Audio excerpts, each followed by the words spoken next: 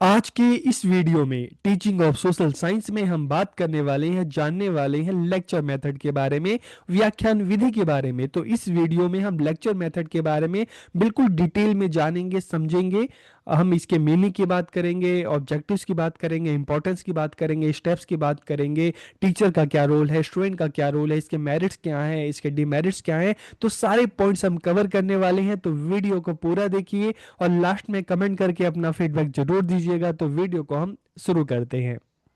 आज का हमारा टॉपिक है lecture method in social science teaching की सामाजिक विज्ञान शिक्षण में व्याख्यान विधि। तो देखिए, जब हम लेक्चर की बात करते हैं ना, लेक्चर मेथड, तो यहाँ पे मेन रोल जो होता है वो टीचर का होता है। टीचर बोलता है और बच्चे सुनते हैं, तो इसलिए हम इसको टीचर सेंट्रिक मेथड या शिक्षक केंद्रित विधि भी कहते हैं, क्योंकि यहाँ पे मेन रोल, मुख्य भूमिका शिक्षक की होती है।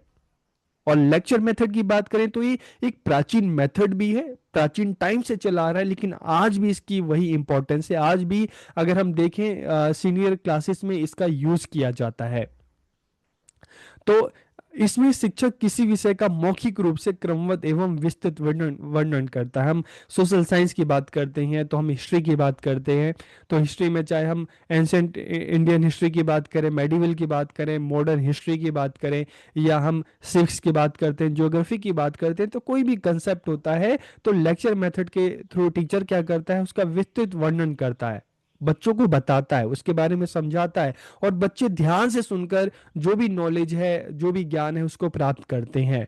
तो इसका बेनिफिट क्या है कि इसमें कम समय में ज्यादा बच्चों को इंफॉर्मेशन है, जानकारी है, दी जा सकती है। तो यहाँ पर जो मेन रोल होता है, मुख्य रोल जो होता है, मुख्य भूमिका टीचर की होती है, और सेकेंडरी रोल स्टूडेंट का होता है। टीचर बोलता है और बच्चा सुनकर ज्ञान जो है प्राप्त करता है। ठीक है, तो यह कम समय में अधिक विद्यार्थियों को जानकारी प्रदान करने हेतु बहुत ज्यादा उपयोगी है। अगर हम इसके ऑब्जेक्टिव्स की बात करें, उद्देश्यों की बात करें, तो उसका उद्देश्य क्या है? इंट्रोड्यूस द टॉपिक, विषय का परिचय देना। आप जो भी विषय आप बच्चों को, मान लो हम सोशल साइंस की बात करें, आप बच्चों को हिस्ट्री पढ़ा रहे हैं, आप बच्चों को सिविक्स पढ़ा रहे हैं, आप बच्चों को ज्योग्राफी पढ़ा रहे हैं, तो जब आप क्लास में जाते हैं तो लेक्चर के थ्रू ही तो क्या करते हैं कि जो टॉपिक है, जो बच्चों को बताने वाले हैं, ठीक है, उससे रिलेटेड जो इन्फॉर्मेशन है बच्चों को देते हैं। ठीक है, एक्सप्लेनिंग फैक्ट्स एंड कंसेप्ट, तथ्यों और अवधारणाओं का स्पष्टीकरण करना।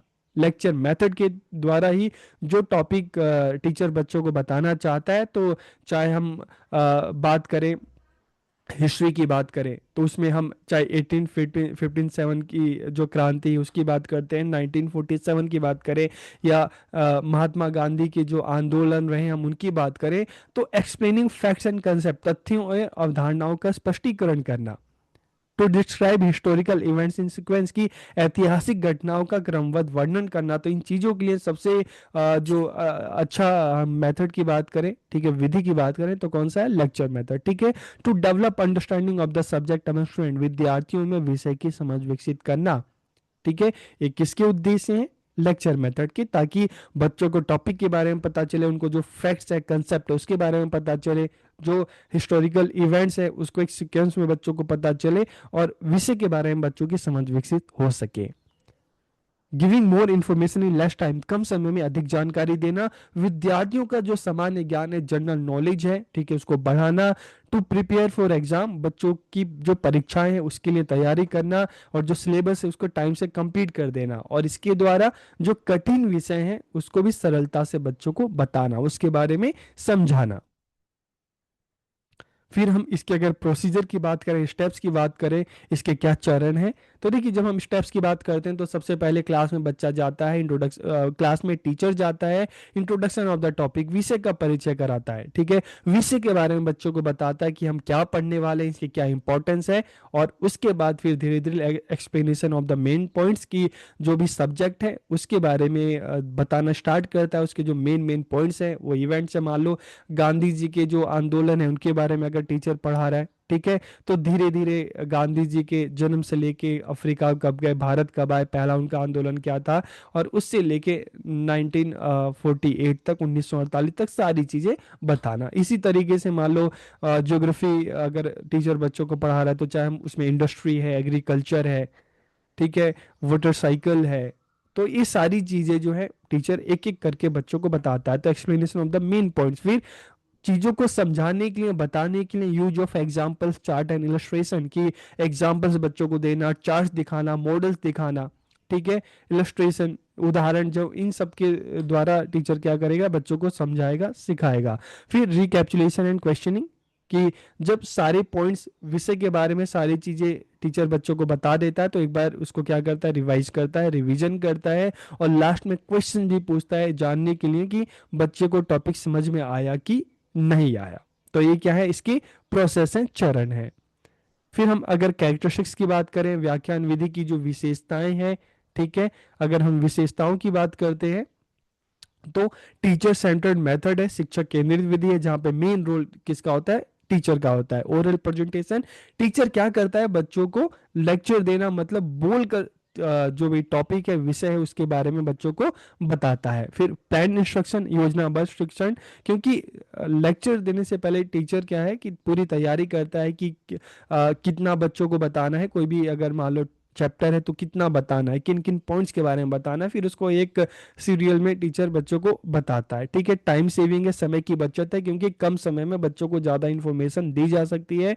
और सुटेबल फॉर लार्ज क्लासेस, बड़े वर्ग के लिए उपयुक्त है। क्लास में अगर 40 बच्चे हैं, 50 बच्चे हैं, 60 बच्चे हैं, तो उनके लिए जो है ये जो विधि है काफ़ी आप कह सकते हो उपयोगी है। एम्फेसिस ऑन फैक्चुअल नॉलेज, तथ्यात्मक ज्ञान पर इसमें बल दिया जाता है। और कम संसाधनों में प्रभावी, इसमें मतलब ज्यादा संसाधनों की जरूरत नहीं है, क्योंकि लेक्चर मेथड की बात कर रहे हैं तो टीचर बच्चों को बता रहा है तो उसके लिए उतना कोई अलग रिसोर्सेज की जरूरत नहीं है। लेकिन हाँ, आज के टाइम में अगर हम देखें तो आज के टाइम में अगर आप एक लेक्चर, जो भी टॉपिक है उसके बारे में लेक्चर मेथड के थ्रू आप बच्चों को अच्छे से बताना चाहते हैं, समझाना चाहते हैं, तो आपके पास जो स्मार्ट बोर्ड है वो होना जरूरी है, आपके पास चार्ट्स होने जरूरी हैं, आपके पास मतलब इस तरह के टीचिंग मटेरियल होने जरूरी है, ताकि आप बच्चों को जो है अच्छे से समझा सको, सिखा सको। रोल ऑफ टीचर की बात करें, शिक्षक की भूमिका की बात करें, टीचर का क्या रोल है, तो बीइंग अ सब्जेक्ट एक्सपर्ट, जो टीचर है विषय का विशेषज्ञ होना चाहिए, क्योंकि आपके पास पूरी कंटेंट नॉलेज होगी, आपका ज्ञान अच्छा होगा, तभी तो आप उस विषय के बारे में बच्चों को बता पाओगे, ठीक है। यूजिंग क्लियर लैंग्वेज, स्पष्ट भाषा का प्रयोग करना है। लेक्चर मेथड टोटली हम देखते हैं कि यहाँ पे टीचर सेंट्रिक है, टीचर बोलेगा, बच्चा उसके बारे में सुनेगा, समझेगा, तो समझेगा तभी ना जब आपकी लैंग्वेज क्लियर होगी।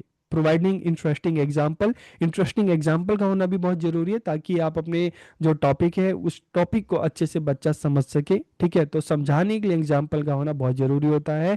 और asking student question eight intervals, की विद्यार्थियों से बीच बीच में प्रश्न पूछना, ताकि इस चीज की जांच करना कि बच्चों को समझ में आ रहा है कि नहीं। और using the board and maps, की बोर्ड एवं मानचित्र का उपयोग करना, ताकि आप मान लो किसी भी विषय के बारे में अगर आप बच्चों को वाटर साइकिल के बारे में पढ़ा रहे हो, ठीक है, इंडस्ट्री के बारे में पढ़ा रहे हो, एग्रीकल्चर के बारे में पढ़ा रहे हो, तो आपको साथ ही साथ चाहे हम मैप्स की बात करें, ठीक है, किन एरियाज में कौन से क्रॉप्स होते हैं, या हम बोर्ड की बात करें, चाहे ब्लैक बोर्ड हो गया, स्मार्ट बोर्ड हो गया, तो इनके थ्रू अगर आप कराते हैं तो बच्चों को अच्छे से समझ में आ जाता है, ठीक है। तो रोल ऑफ टीचर की आपको ये नहीं कि सिर्फ आपको बोलते रहना है, बोलते बोलते इन चीज़ों का भी प्रयोग करना है, ताकि टॉपिक बच्चों को अच्छे से पता चल सके। और conducting a recap and revision, की पुनरावृत्ति कराना, रिवीजन कराना, ताकि ये समझ में आ सके कि बच्चे को कितना आया है, बच्चा कितना समझ रहा है, और जो भी टॉपिक है बच्चा उसके बारे में बेहतर तरीके से समझ सके, तो एक बार उसको रिवीजन कराना, ठीक है।